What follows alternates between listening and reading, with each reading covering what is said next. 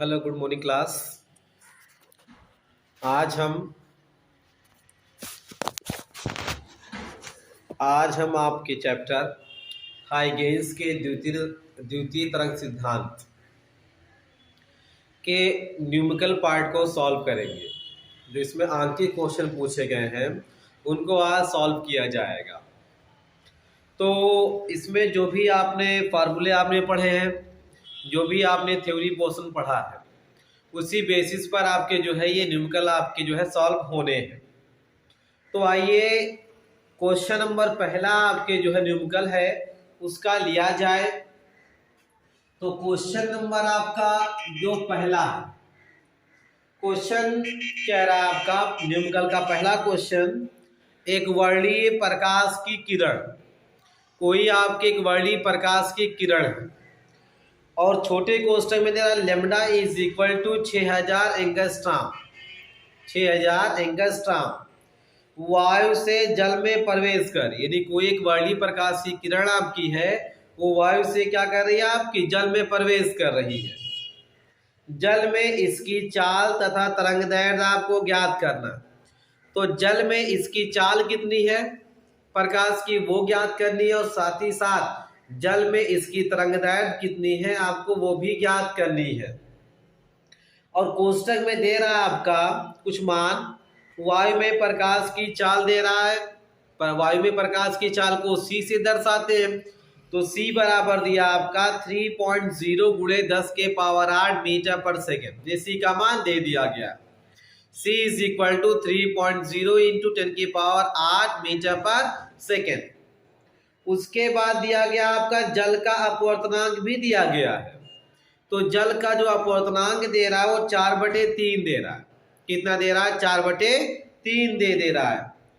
तो जो क्वेश्चन कहा है कि जल में प्रकाश की चाल आप ज्ञात करो और उसकी तरंग दैर्ध्य निकालो, यानी आपको दोनों ये निकालने हैं। और जो कुछ मान आपके दिए गए वो मान आप लिख डालो पहले, चाहे सीधे आप जो है प्रकाश की चाल ही निकालो। क्योंकि हम जानते हैं क्या है, जल में जो प्रकाश की चाल, जल में प्रकाश की चाल आपको निकालनी और साथ साथ क्या निकालना, तरंग दैर्ध्य निकालना है। तो जल में जो प्रकाश की चाल वो निकालेंगे। इसके लिए फार्मूला आप जानते हो क्या लिखते हैं, V इज इक्वल टू हमारा होता है C/N। जल में अगर आपको प्रकाश की चाल निकालनी हो तो V इज इक्वल टू क्या कर लेंगे, C/N कर लेना। अब देखिएगा इसमें जो C का मान और जो N का मान है वो दोनों आपको रख लेना है। क्वेश्चन में C का मान दिया है, वायु में प्रकाश की चाल कितनी होती है, तो C यहाँ पर क्या है, वायु में प्रकाश की चाल है। तो C का मान रख लीजिए क्या, 3 गुणे 10 के पावर 8। ये 3 गुणे 10 के पावर कितना है 8 है। फिर आप बटे कर लीजिए। इसके बाद आपके N, तो देखो जल का अपवर्तनांक इसमें दे दिया गया सीधे सीधे, ये दिया गया 4/3। तो देखो फिर बटे की 4/3।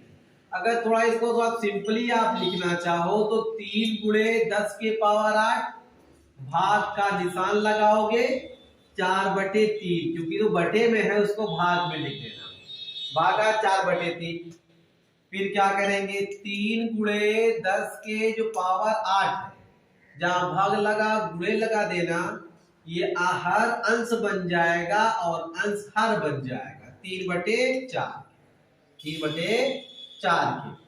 अब इसमें देखेंगे कुछ आपका कटेगा क्या, नहीं कटेगा। तो 3 से 3 गुणा कर लेगा, 3 3 का 9 और /4 लिख करके 10 के पावर 8 आप पीछे लिख देना उसके जो घात वाला है।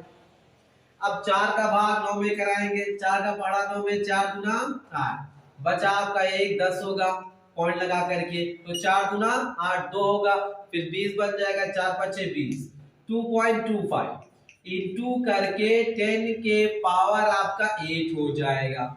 और चाल हो या वेग हो उसका जो मात्रक हो जाएगा वो मीटर पर सेकेंड हो जाएगा, मीटर पर सेकेंड हो जाएगा। तो इस तरीके से आपने क्या किया कि जल में प्रकाश की चाल आपने निकाल लिया। क्या निकाल लिया, जल में प्रकाश की चाल आपने निकाल लिया। तो देखिए क्वेश्चन में क्या है कि एक वर्णीय प्रकाश है और वो कहां से कहां जा रहा है, वायु से जल में आपका जा रहा है। जब वायु से जल में जा रहा है तो जल में इसकी चाल आपकी क्या है या वेग क्या है और उसकी तरंगदैर्घ्य क्या है, ये दोनों आपको ज्ञात करनी थी। तो आपने जाना कि फार्मूला हम जानते हैं, जल में प्रकाश की चाल V बराबर आपका होता है C/N होता है, C/N कर लीजिएगा। तो C जहां आप जानते हो प्रकाश की चाल और ये हमारा अपवर्तनांक है, तो C वाला मान 3 × 10⁸ रख दिया आपने, बटे कर लो n वाला मान आपका 4/3 है। इसके बाद 3 × 10⁸ ये बटे है, इसको हमने इस भाग लिख दिया, इस रूप में लिख सकते हैं, 4/3 कर लिया। तो इतना आपने उतार लिया, जहां भाग लगा अगर वहां गुणे लगाओगे नीचे वाला ऊपर हो जाएगा, ऊपर वाला नीचे हो जाएगा। तो 3 का 3 में गुणा कराए 3 3 बटे 4 था, 4 लिख दिया, गुणे 10⁸ को पीछे लिख दिया। 4 का भाग 2 में कराएंगे, 4 × 8, फिर आपका 10 बनेगा, 4 × 8 ये 2 पॉइंट आपका 25, पीछे आप 10⁸ मीटर/सेकंड करेंगे। इसी में एक क्वेश्चन और है कि जल में तरंगदैर्घ्य कितनी है आपकी, ठीक है। तो प्रकाश की तरंगदैर्घ्य निकाल लो, तो प्रकाश की जो तरंगदैर्घ्य है वो निकाल लेंगे आप। प्रकाश की तरंगदैर्घ्य हम जानते क्या है, लेम्डा बराबर आपका, लेम्डा बराबर हमारा होता है, lambda is equal to lambda 0 बटे होता है n। क्या होता है, लेम्डा 0 बटे n, लेम्डा बराबर लेम्डा 0 बटे n।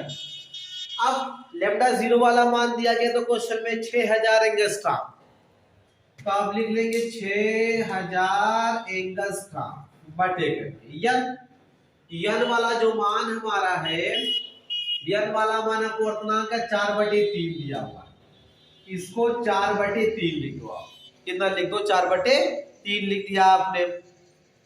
इसके बाद ये जो 6000 एंगस्ट्रॉम, इसको आप ऐसे भाग लगा करके 4/3 आप लिख सकते हो, चाहे ऐसे बटे में लिखो चाहे ऐसे लिख दो आप। वैसे करने से फायदा आपका ये है कि आप वहां भी गुणे लगा देंगे तो ये अंश ऊपर हो जाएगा, हाथ नीचे हो जाएगा, 3/4 हो जाएगा।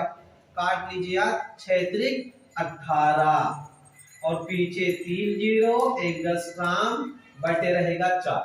अब 4 से भाग दे दीजिए आप, तो हो जाएगा ये कितना, 4 4 चौक 16 बचेगा 2 20 4 5 20, यानी 4500 एंगस्ट्रॉम ये हो जाएगी तरंगदैर्घ्य, यानी प्रकाश की तरंग किसमें हो जाएगी, जल में, यानी आपके पानी में। तो क्वेश्चन कह रहा था कि एक वर्णीय आपका प्रकाश है, छोटे क्वेश्चन में दे दिया गया था कि लेम्डा इज इक्वल टू आपका कितना था, 6000 एंगस्ट्रॉम, वो वायु से जल में प्रवेश कर रहा है। जो एक वर्णीय प्रकाश है वो वायु से जल में जा रहा है, उसके बाद कहना बता रहा है कि जल में अब इसकी चाल क्या होगी, जो प्रकाश वायु से जल में गया उसमें इसकी चाल क्या होगी, उसकी तरंगदैर्घ्य क्या होगी, दोनों आपको ज्ञात करना था। तो आपने पहला काम आपने ये किया कि जल में प्रकाश की चाल निकाली। तो जल में प्रकाश की चाल के लिए हम फार्मूला जानते हैं कि जल में प्रकाश की चाल V बराबर होता है C/N। V बराबर क्या होता है, C/N। तो V C का मान, प्रकाश की चाल क्वेश्चन में दिया गया आपका, ये आप जानते भी हो, तो होता है 3 × 10⁸ और अपवर्तनांक दिया गया उसका, कहा है क्वेश्चन में जल का अपवर्तनांक बराबर 4/3 होता है, हमने 4/3 किया। इतना लिख दो, भाग वाला बटे में था इस रूप में लिख सकते हैं, 4/3 हो गया, इतना गुणे 3 ऊपर जाएगा, 4 आपका नीचे हो जाएगा, तो 3 3 9/4 गुणे 10⁸ हो जाएगा। 4 का भाग कराएंगे 9 में, मिलेगा 2.25 गुणे 10⁸ मीटर/सेकंड हो जाएगा। ये हो गई जब प्रकाश आपका वायु से जल में जाएगा तो उसकी चाल ये होगी। अब बताओ पहले कितनी थी, वायु में 3 × 10⁸, अब घट जाएगी क्योंकि माध्यम जल कैसा होता है, सघन होता है। अब उसमें तरंगदैर्घ्य भी निकालनी, तो तो प्रकाश की तरंगदैर्घ्य लेम्डा बराबर आप जानते हो लेम्डा 0/n, लेम्डा 0 वाला मान 6 एंगस्ट्रॉम, n वाला मान 4/3। हमने कहा जो बटा वाला तो 2 भाग लगा दो 4/3 हो जाएगा, इतना गुणे 3 ऊपर 4 नीचे हो जाएगा आपका 6 × 18,000 एंगस्ट्रॉम बटे 4 418 भाग कराओगे 4500 एंगस्ट्रॉम आपको मिल जाएगा। तो ये पहला क्वेश्चन आपका सॉल्व हो गया। अब आइए हम लेते हैं एक सेकेंड क्वेश्चन। वो क्वेश्चन कह रहा है कि जल के सापेक्ष कोई कांच है, जल के सापेक्ष कांच का अपवर्तनांक 9/8 है। यदि जल में प्रकाश की चाल कितनी हो 2.25 गुणे 10⁸ मीटर पर सेकेंड हो, तो कांच में प्रकाश की चाल आपको ज्ञात करनी है। तो कांच में जो प्रकाश की चाल है वो कितनी है वही आपको क्या करना है, निकालना है, वही आपको ज्ञात करना है।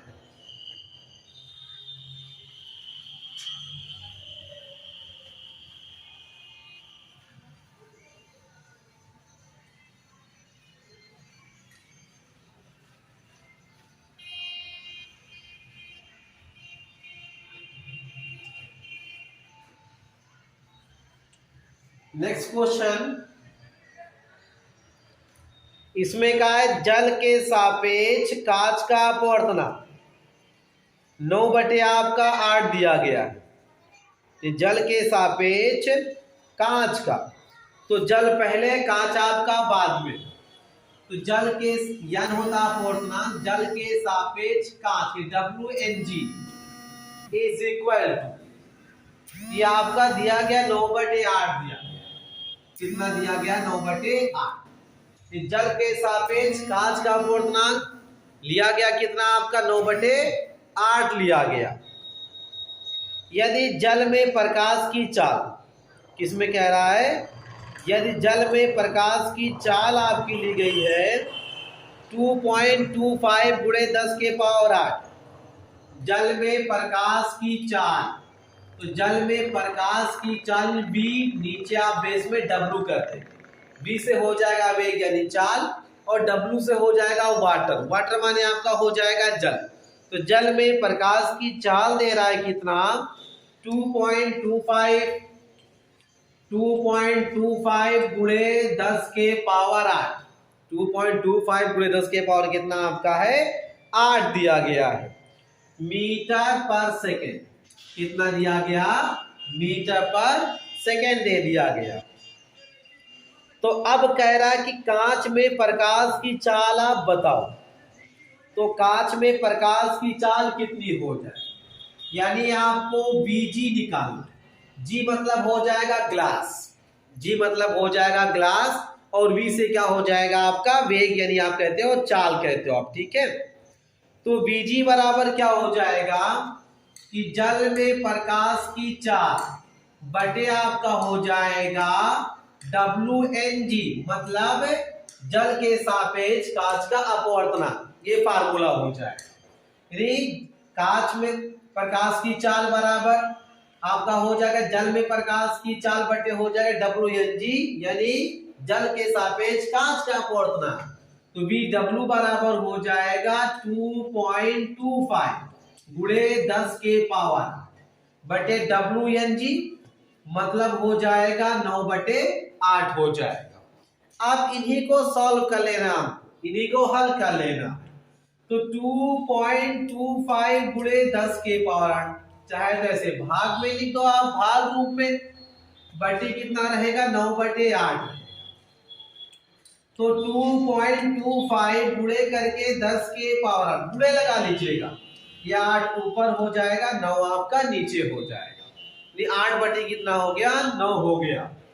अब आप जो है 8 का गुणा 2.25 में करवा लीजिए, 2.25 में 8 से गुणा, 8 पंजे 40, 4 8 दूना 16 4 20, 2 8 दूना 16 2 18, 2 अंक के बाद लगा देंगे दशमलव, ये टोटल हमारा ये हो जाएगा 18.00 गुणे 10⁸ बटे 9। इस दशमलव के बाद जीरो का कोई महत्व तो नहीं है, अगर अंक नहीं है तो, अगर जीरो है तो कोई महत्व नहीं, अंक तो लिख लीजिए। तो आप 18/9 गुणे 10⁸, तो 9 दूना 18 हो जाएगा, बराबर करके 2 गुणे 10 के पावर 8। और आप क्या कर रहे हो, कांच में आप प्रकाश की चाल निकाल रहे हो, तो मिल गया हमें 2 गुणे 10 के पावर कितना मिल गया, 8 हमें मालूम हो गया। तो इस तरीके से आप कांच में प्रकाश की चाल आपने निकाल लिया। क्वेश्चन दिया क्या था आपका, क्वेश्चन ये था कि जल के सापेक्ष कांच का अपवर्तनांक, जो कि हमने लिखा शॉर्टकट में, आप सिंपल में आपने लिख दिया कि जल के सापेक्ष कांच का अपवर्तनांक, ये WNG, बाईं तरफ नीचे आप आधार में देख लो W है, W से आपका होता है वाटर, और इधर आप आओगे इधर है गिलास, तो WNG बराबर हो जाएगा कितना, 9 बटे आपके 8 के है। अब इसके बाद क्या कर रहे हैं हम यहाँ पर, तो ये VW बराबर आपका है, ये कितना दिया गया है, यानी जल में प्रकाश की चाल दिया गया है, ये 2.25 10 के पावर 8 कह रहा था, ये जल में प्रकाश की चाल इतनी है। तो अब बताओ कांच में प्रकाश की चाल कितनी हो जाएगी, तो कांच में यानी VG आपको निकालना है, कांच में प्रकाश की चाल VG बराबर हो जाएगा VW बटे, यानी जल में प्रकाश की चाल बटे हो जाएगा जल के सापेक्ष कांच का अपवर्तनांक, VW वाला मान रख दो, WNG वाला मान 9 बटे 8 रख दो, इतना भागा करके 9 बटे 8, यहाँ गुणे लगा देंगे, नीचे वाला ऊपर पर नीचे हो जाएगा, 2.25 का 1 में गुणा करवा लिया, 18.00 मिल जाएगा, गुणे 10 के पावर 8 बटे 9, दशमलव के बाद 00 कोई महत्व नहीं, केवल अब 18 लिख दो, 18 बटे 9 गुणे 10 के पावर 8 हो जाएगा, 9 गुना 18 यानी मिल गया 2 गुणे 10 के पावर 8 मीटर पर कितना हो जाएगा, सेकेंड आपका हो जाएगा। तो नेक्स्ट क्वेश्चन हमने इस तरीके से इसको भी निकाल लिया। अब आते हैं नेक्स्ट क्वेश्चन पर।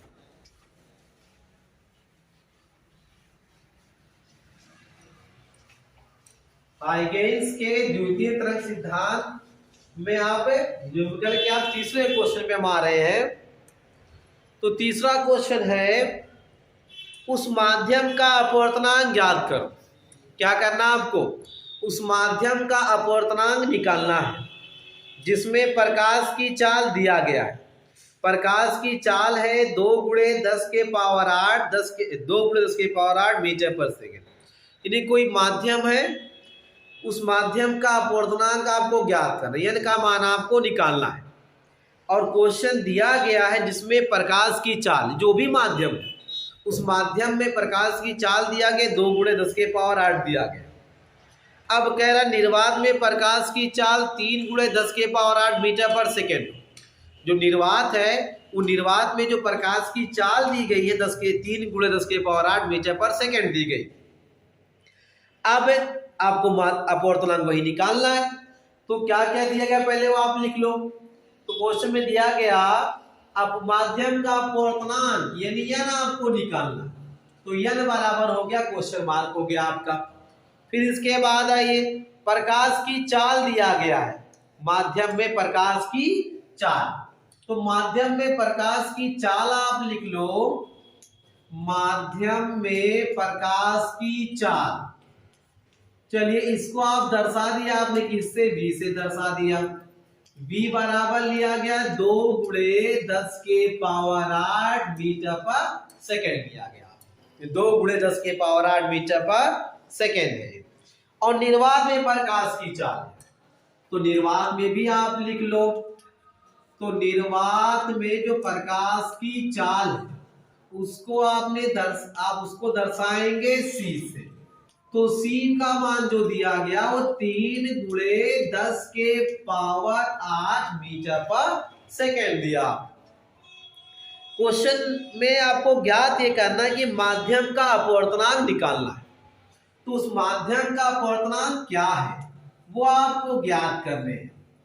तो माध्यम का जो हमारा अपवर्तनांक है, माध्यम का अपवर्तनांक यानी n बराबर हो जाएगा c बटे हमारा होता है क्या, b।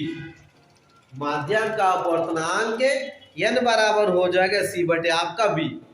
अब मान रख लेंगे हम c वाला मान 3 गुणे निर्वात में प्रकाश की चाल बटे हो जाएगा माध्यम में प्रकाश की चाल 2 × 10 के पावर 8, 10 के पावर 8, 10 के पावर 8 घट जाएगा, तो n बराबर है आपका 3/2।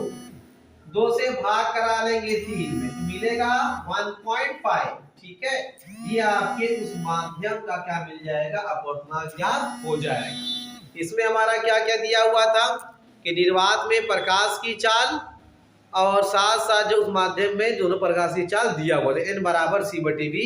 c का मान रख दिया आपने, v का मान आपने रख दिया। इस तरीके से आप न्यूमेरिकल को इस चैप्टर के सॉल्व कर लीजिएगा। बाकी बचे ये सब आपकी बेसिस पर ही है। आज क्लास में बस इतना।